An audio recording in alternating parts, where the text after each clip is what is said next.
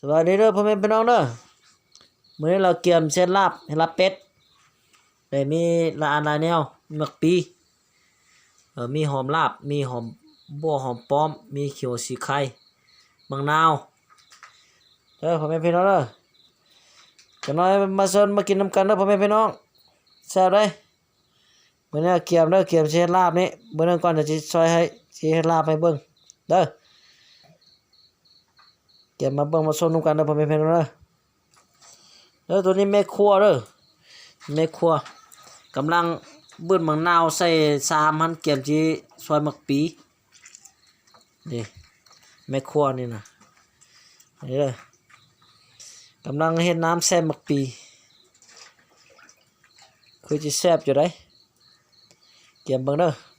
สิซอยหมักปีละนี่นี่ซอยหมักปีเด้อพี่น้องเด้อ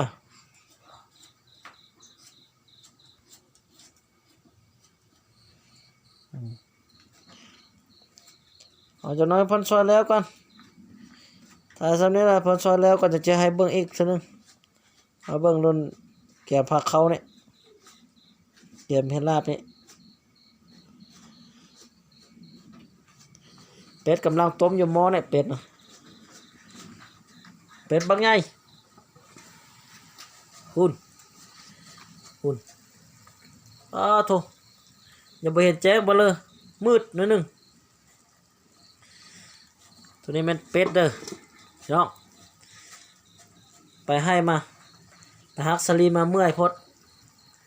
มาต้มเป็ดให้ลาบกิน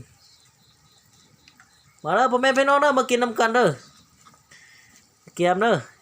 เกียมพ่อแม่พี่น้องแซ่บหลายเอาผ้าอัดใส่เบิ่งนึงช่วงเราจะลงมาเฮ็ดเกียมเด้อเกียมหอมเกียมเหียมเกียมพร้อมในมักปีซอยกำลังสิแล้วละเบิดเดียวเฮ้ยเกียมละมีแป้งนัวมีเกลือมักเผ็ดหอมมื้อยามนี้เราก็บ่จะทันมีหอมบ่ยามนี้น่ะผมบ่ทันตกเฮ็ดหอมยากๆหน่อยนึงพ่อแม่พี่น้องเด้อเกียมเบิ่งเด้อได้แม่ครัวก็ซอยมักปีกำลังจะแล้วละเป็ดกำลังจะสุกละเบิดหนึ่งถ้าเบิดเดียว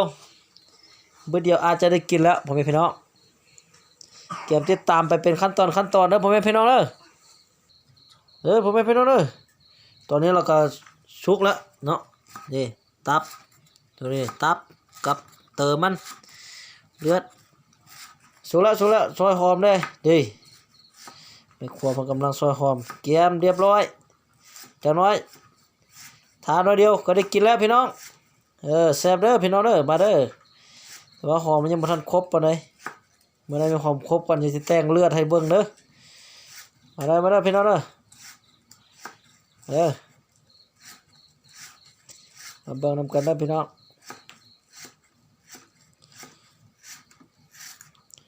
เมื่อแม่ครัวเพิ่นใจดีเพิ่นคาเป็ดให้ลาบกินถ้าสำนี้เด้อพี่น้องเด้อตอนสิถ่ายให้เบิ่งอีกเด้อตัวนี้กำลังซอยตับเนาะให้พี่น้องซอยตับเฮ็ดแจ่วเด้อตัวนี้เฮ็ดแจ่วตับเด้อนี่นะกำลังซอยแจ่วซอยตับซอยแจ่วให้แจ่วหมกเผ็ดอยู่หั่นเก็บใส่หมกเผ็ดอีกแล้วพ่อแม่พี่น้องนี่ตัวนี้มันเติมมันเครื่องท้องเครื่องในเด้อตัวนี้เด้อเครื่องในเก็บเส้นลาบนี่ซอยไว้คักๆก่อนมาเด้อพ่อแม่พี่น้องเด้อมากินนำกันเด้อแซ่บหลายๆพ่อแม่พี่น้องแซ่บหลาย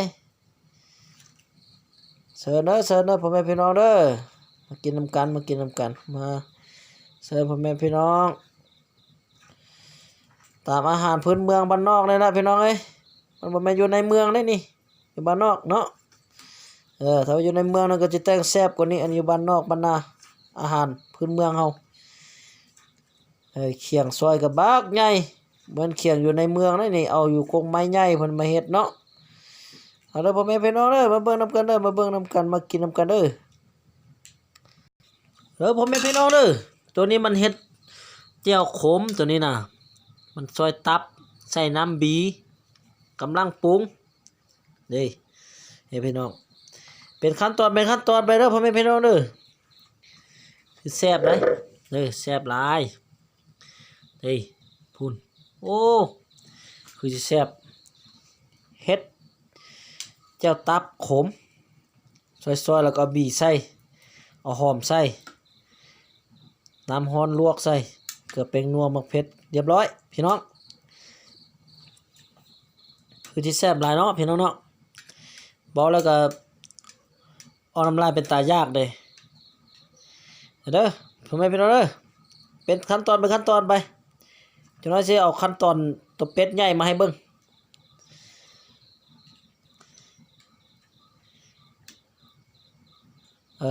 ขั้นตอนที่2ตัวนี้นะขั้นตอนที่3จังน้อยตัวเป็ดใหญ่เพิ่นสิให้เบิ่งอีกเด้อ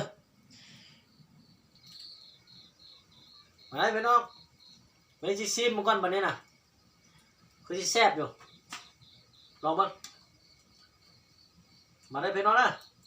กินน้ำกันนะแซ่บเลยนี่ตัวนี้ดินี่แซ่บเลยพี่น้องมาได้กินน้ำกันนะคักโอ้แซ่บหลายขนาดแซ่บครับพี่น้อง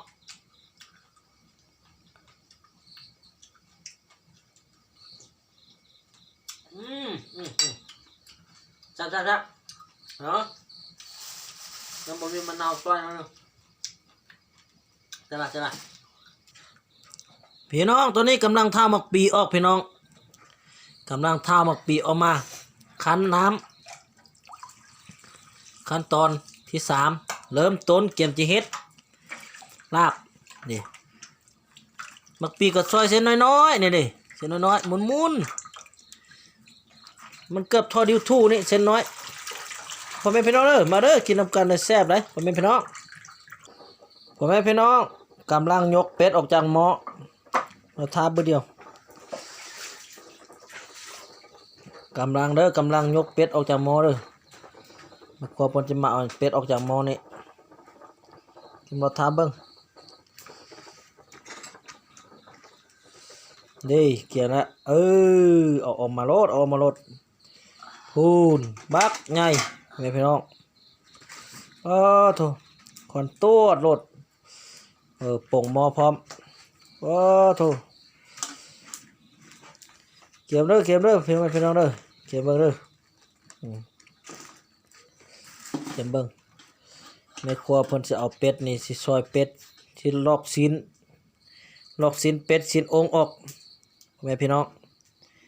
จะนอกขั้นตอนที่4จังสิถ่ายให้เบิ่งอีกเด้อพ่อแม่พี่น้องเด้อเอาถ่ายสำนี้ให้เบิ่งก่อนแม่พี่น้องกำลังลอกนางเป็ดกำลังเป็ดบักใหญ่เป็ดทั้งโตพ่อแม่พี่น้องเด้อพี่น้องเด้อพี่น้องวันนี้กำลังปรุงมักปีไส้ซีนตัวเป็ดเลยซีนเป็ดเด้อมักปีไส้มาพี่น้องมาแซ่บได้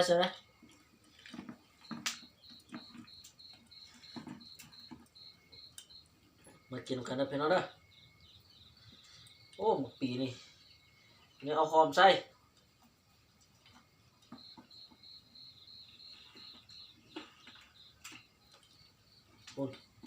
โอ้หอมใส่เต็มถ้วยเลย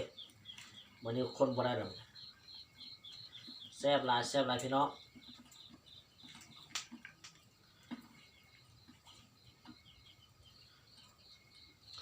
ยังเกลือแป้งนัว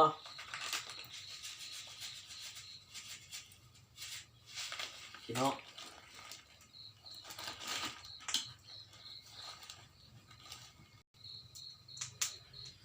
เอาเด้อพี่น้องเด้อนี่เกลือใส่มะนาว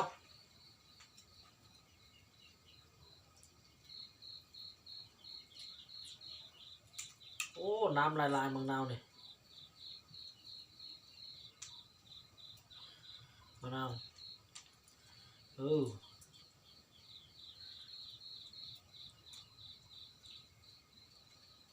น้องมาเด้อกินกันเด้อโอ้มะนาวนี่คือสิแซ่บอยู่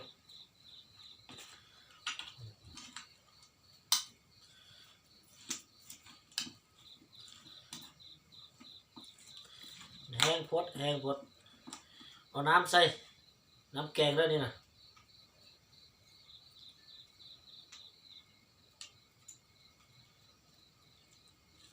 มาเด้อพี่น้องเด้อ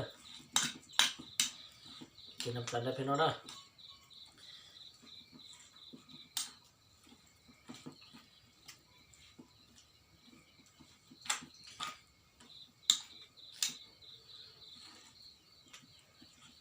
คือสิแซ่บอยู่พี่น้องมาเด้อกินน้ำกันเด้อพี่น้องเด้อพ่อแม่พี่น้องวันนี้ให้รับเป็ด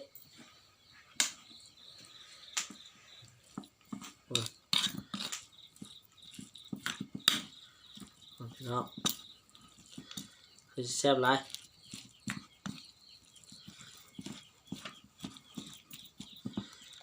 ยังมักเผ็ดพี่น้องพี่น้องเนาะมักเผ็ดนะใส่เป็นหน่วยรสคือสิแซ่บเด้อพี่น้องเนี่ยใส่เป็นหน่วยรสมักเผ็ดนี่มาเด้อพี่น้องเด้อกินน้ำกันเด้อพี่น้องเด้อมาได้มากินน้ำกันพี่น้องหมกเผ็ดสนุกเผ็ดละลายเข้าไปรส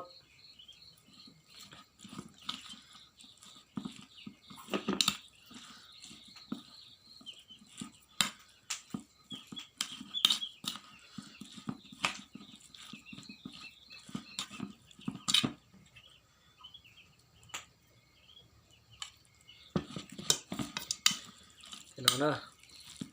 เบิ่งเคอะๆแล้วพี่น้องมากินน้ำกันพี่น้องเอ้ยมา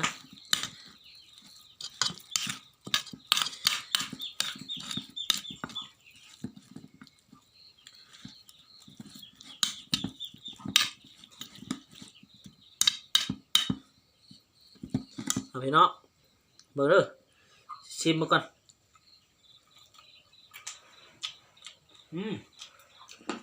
ครับพี่น้องพี่น้อง